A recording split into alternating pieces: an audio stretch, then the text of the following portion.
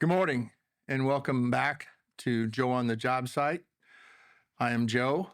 I have my guest here today, Tom Ennis. We're continuing our podcast for this holiday season. Joe, thanks for asking me back. I'm glad to have you back. You know, it's interesting with the way things have changed in the construction industry. And in our previous podcast, you mentioned about writing proposals. What was it like? How did you think? What was going through your mind while you were putting together a proposal? You know, that's an art. And Joe, there was a small time about 2 weeks when I was in college where I thought about going to journalism school, and then I realized that wasn't for me. And so I thought I was back in journalism class writing page after page of content. wow. But what's interesting, and you and I have talked about this, how the industry's changed and how the clients have been given more latitude on how to select construction or professional services. Right. And that's probably been the biggest change. So as you and I have talked, back in the day, contractors were selected almost solely on low price. Right. Low bid. Low bid. That was it. The bid, low bid. Whoever was low. Rip them and read them is what they said. So you and I have talked about all those horror stories of you would get the Dodge report, you'd go purchase the documents, paper form, Right. rolls of drawings. You go drag them back to the office. Drag them back, roll after roll, lay them out on the estimator's table, and start doing quantity takeoff, counting square footage and cubic yards and days and All by hand. and all by hand, keeping spreadsheets and tally all by hand. And you had somebody handling MEP and somebody handling systems and somebody handling earthwork and concrete and masonry and wood. And everybody had their different divisions. And for weeks and weeks and weeks, you do a quantity takeoff. You would look at units. You would extrapolate unit prices. You'd get some subcontractor input. And after weeks, you would bring all those numbers together, add some GCs, some GRs, some fees, some profits, and go submit a bid. And you and I know there was a bid date, there was a bid time, and there was a bid opening. And it all came down to that one moment. And you told me the story about how you were there on the receiving end of the phone call. Yeah, we used to, when we would do a bid over at the coast, they would be working on the bid right up to the witching moment. And I would already drive over to the coast and they would call me on the radio and I would have the form pre-filled out and signed, and I would put the rest of the numbers in for them, read it back to them to check what I had was in the right column. And how much time before the bid submission was that? Oh, probably 5, 8, 2, 3 minutes. Yeah. And then you'd get that done, you'd seal it, take that thing and run it in the building and hand it on the desk, and then you'd sit there and wait and go like, oh, okay, they're going to open them in a few minutes. All right. And they open them, and you didn't get it. Oh, all that work. All that work, all that time, all that energy, all that labor that went into those numbers for them to pick one winner based on the low price. And so the question is, why did all that come together just 5, 10 minutes, 1 minute before it was due? Why wasn't it done days or weeks before? Yeah. Why? I mean, well, most of the time, like as you mentioned a minute ago, we did our own quantity surveying and we did our own calculations. And then we had subcontractors provide us with their takeoffs. And we looked at alignments to see who had more, who had less, so we could all talk and make sure we were doing apples to apples so that each one was fair. So and that was one thing about low bid. Low bid, the guy may have left off putting in 4 air handlers included in his bid, and he would have to go put it in anyway, whether he made it or not. But then we had all of those checks and balances that we did, and then the subcontractors, they had work to do. They had other bids to do, so we didn't get it handed to us a week before or whenever. Sometimes it was 2 days, and sometimes it was 5 minutes before the bid. right. And we had to hustle through it to review it. And then we had to, when we were superintendents, we were fortunate because when we didn't have a job, we got to go in the office and help with the bidding and the estimating. Right. and you would see that they're not apples to apples and oranges to oranges. You've got to make sure they're there, and then you have to put the pile together and make it as accurate as possible. Yep. Somebody would be in charge of the scope reviews, and you'd be Yep. comparing the different bids, make sure everybody had the same coverage, and then you'd have to fill in the gaps. And at the last minute, the subcontractors would call and make cuts or adds to their prices Yep. to throw off their competition, because perhaps somebody who's friendly with somebody else in the bid room is giving some heads up. Very competitive marketplace and very chaotic. And so what that created was this just raw, brutal competition to be low, because you were selected on the low price. Right. And as you said, if you forgot something based on your bid bond and the requirements of the bid, you were obligated to go perform. And what happened is you got contractors submitting bids where they Right. didn't have full coverage of the scope or the requirements. Right. They didn't have And- enough money. Yep. And so this is a very unique, challenging industry. Now they're required to go build the job, and they're losing money before they even start. Right. Probably the worst job I ever did. I was a project engineer right out of school. I was assigned to a high school. It's a high school renovation project. Pretty intensive, full renovation of the campus, occupied campus. The company I was with won the project because they forgot all of Division 4. They just left out all the masonry. The job was masonry. For whatever reason, that line item was not added in.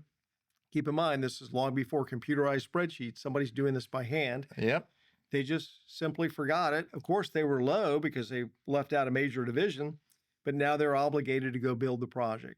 So day one, we were losing money, a lot of money, and the tone changes on a project like that. So on a project where you're losing money, now the objective of the company and the team is to salvage everything we can and try to get it at least out of the red back to the black Right. somehow, some way.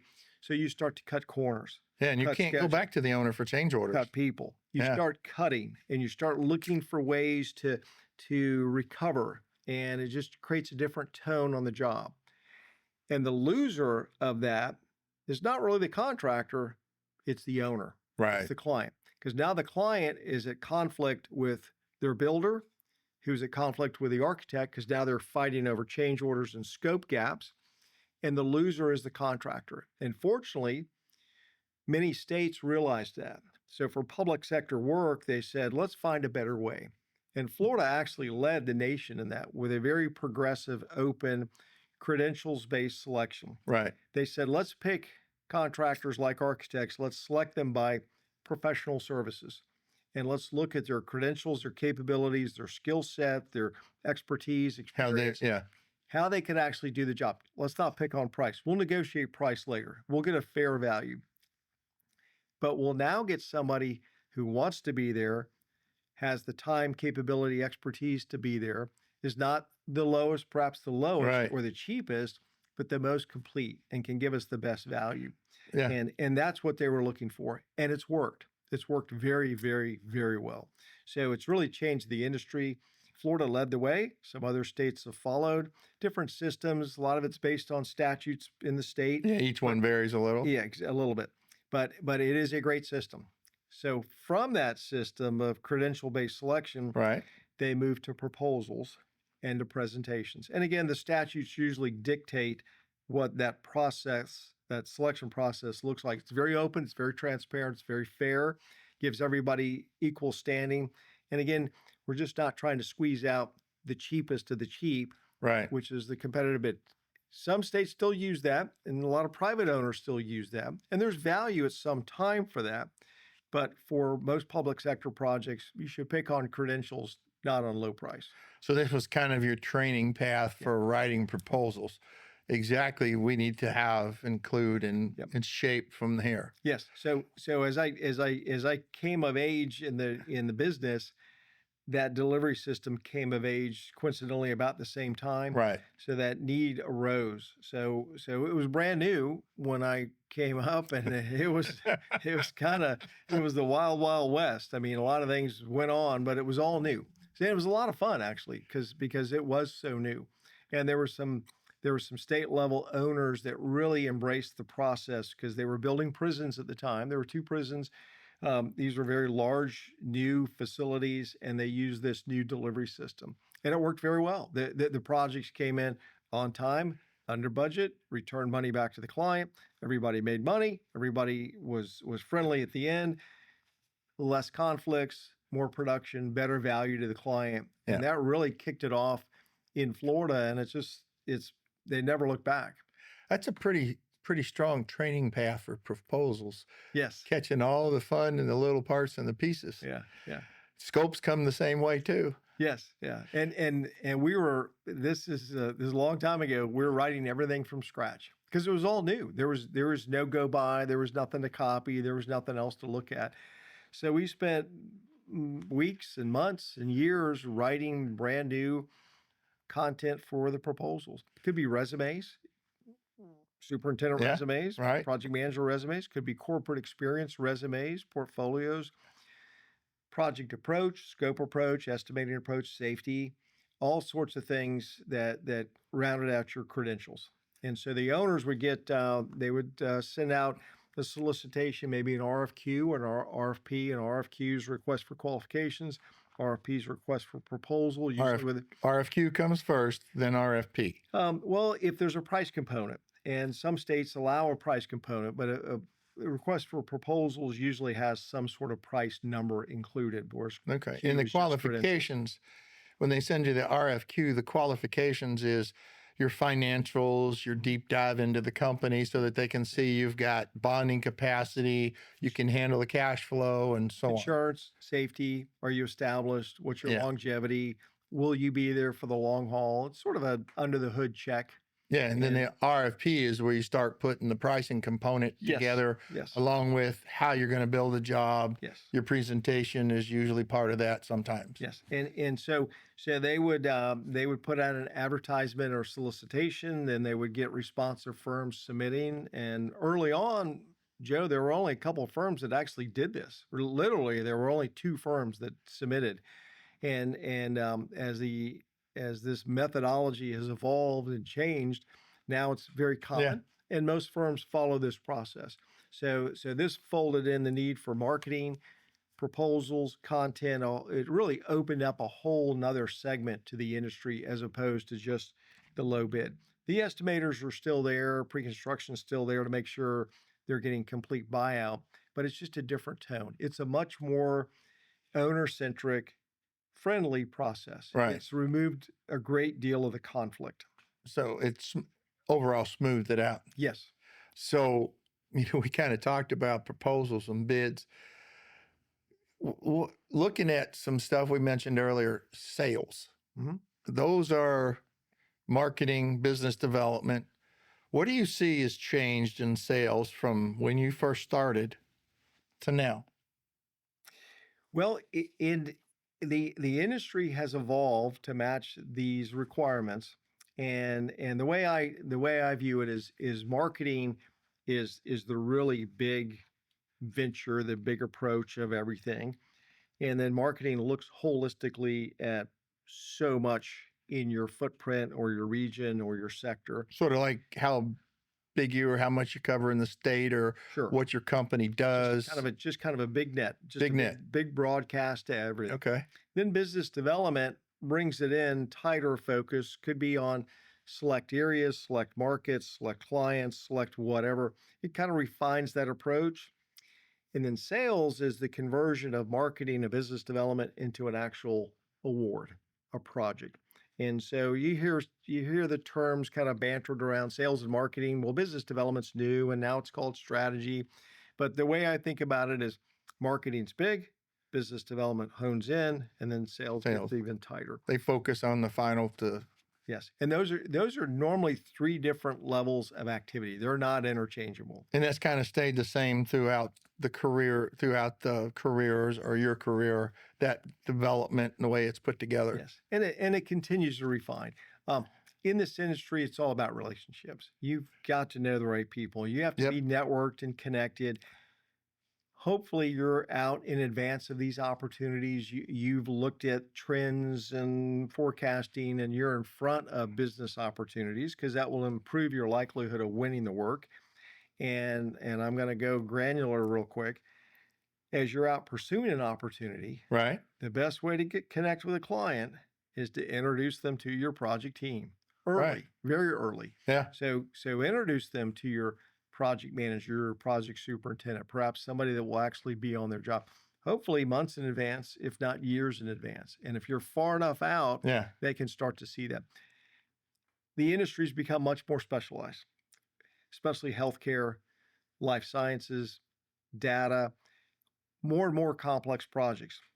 So clients will need more and more complex builds and more Right. complex talent. As things are changing. And they're becoming more and more sophisticated. Right. So to get in front of a client with your sophisticated team and show them the capabilities of the expertise, people like you and your colleagues, the owner likes to see that. And the owner can actually, some owners will adjust their project releases to align with the personnel that's available, knowing the projects are so complex.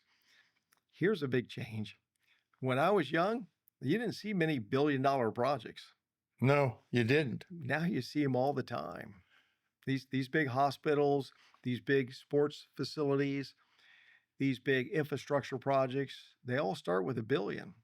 And to have a general superintendent or a project manager that has the skill set to go build $1 billion project, That's quite a bit. that's special. Yeah. That's not anybody. And so smart owners know that. A smart owner will look out and say, that's the person I want to build my project. And look at these sports venues. They're $4 or $5 billion stadiums. And Yeah. it's not just concrete bench and a field. They're sophisticated entertainment venues. I mean, you look at these They're multi-purpose. Yeah, they're so and they're amazing. Yeah. I mean, and so you need top talent for that. And a smart owner knows that. And yeah, you wouldn't want to hire a home builder to do one. No, you wouldn't want to. So It wouldn't be good. Yeah. So your career and your tracking as you've come through your career, what would you think are opportunities for leadership in the field to help with gaining and ground for themselves, learning, growing? What's some opportunities for them? Great question. And I'm a major proponent of the seller doer approach. And that is, or you could call it doer seller. It's interesting. Depends on which way you want to say you're going, you know? Yeah, it does. It does. So it's interesting. Operations personnel prefer doer seller. As a sales guy, I prefer seller doer. And because I'm sequential, you have to sell before you go do. That's why I go the seller doer. But actually, seller doer is more common. Yeah. If you're a capable technical builder on the doing side, the selling comes easy, comes naturally. And that was my background. I learned how to build. I didn't have time for sales because that wasn't what I did.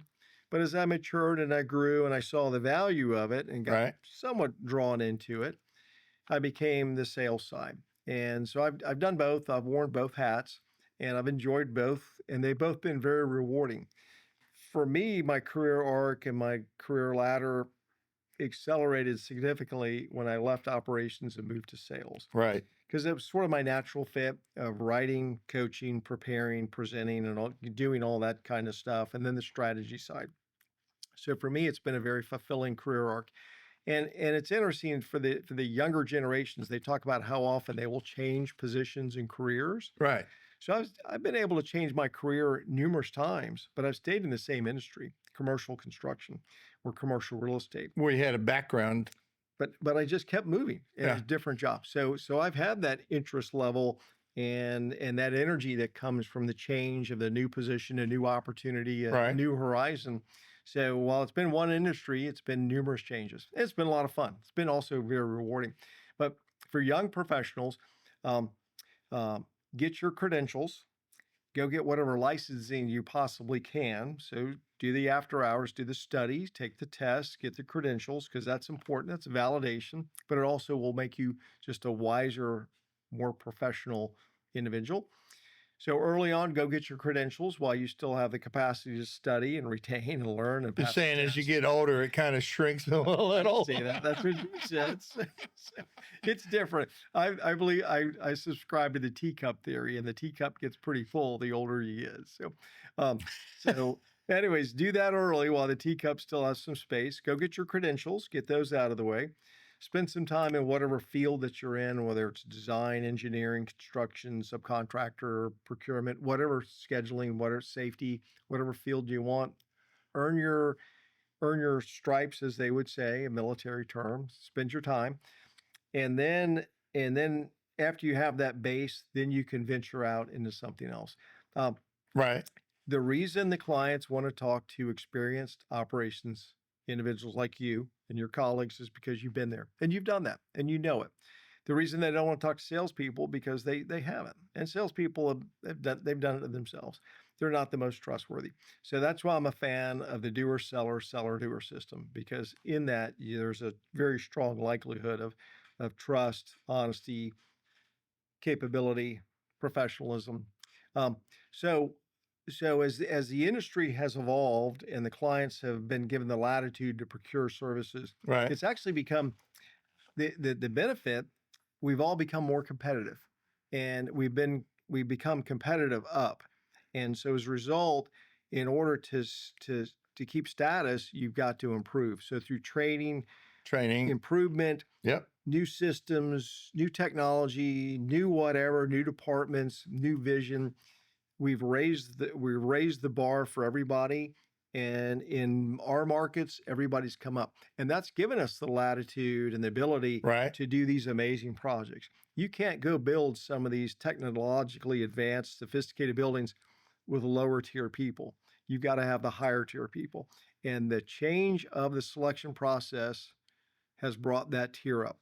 And when you think of where we live and work, Right. the top talent that's out there is absolutely amazing. It's Yep. so impressive. There's quite a bit of Yeah. talent out there. Yep. There's a little bit of a gap between the talent of that has been through that series and then the new ones coming up. There's a bit of a gap, and there's that's why it's important. And we've talked about this before, as mentoring, coaching, and training, which you mentioned a few minutes ago. And as you come through, these people are growing and learning. Yes, this person is learning, but once he's learned it, he's sharing it with someone below to help them come up with them, Mhm. so that all this gets filled. And then the other part of that is as you mentioned a minute ago, is the mentoring. The older people mentoring the younger people. And people get frustrated in the industry because they're not learning. I knew of a PE that was ready to quit a company because he wasn't getting trained in what he was supposed to do. He had an architect's license, but he wanted to learn the PE side and go up rather than just go set and draw. And he wanted to learn what it took to build and the pieces and parts. And he finally, someone approached him and said, "Look, this is how we're going to help you." And they had an older person, a seasoned PE, go in and sit down and start teaching them how to do it. And those frustrations are, there are a lot of them out there. And my point is what you just said is, and all the changes and all the people and the growing and the challenges, is the mentoring and coaching to keep people up behind you, and the training.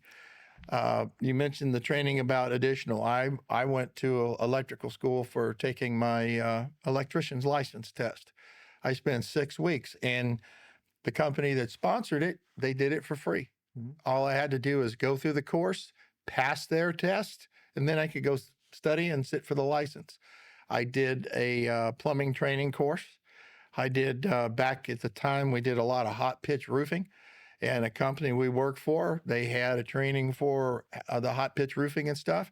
And of course, now since then, the one piece system glue down has come out with lightweight concrete is more common to use in a lot of places. But that brought me up on the skill level to help for it. And then the venues you're talking about, some of these billion-dollar hospitals and stuff, your skins, your water protection, your vapor barriers, they're all in a different system. Right. Because when you build some of those billion-dollar buildings, they're not built to last for 25 or 30 years. They want a 50-year plus life on them. Right. And your timing and trade coming through. And the technology and the code requirements and the life Yep. safety, and when you look at what we've accomplished across the nation, it is so impressive because these facilities are so complete and so safe and improved indoor air quality, and all those systems come into play: the skin, the roof, the mechanical systems, everything ties in. And you need talent to go build those. You mentioned two things there. One was there's a gap in the career tracking right now due to the Great Recession. When the Great Right. Recession came out, construction industry was below flat. There was no work for years, and a lot of very talented people either left the profession Yeah.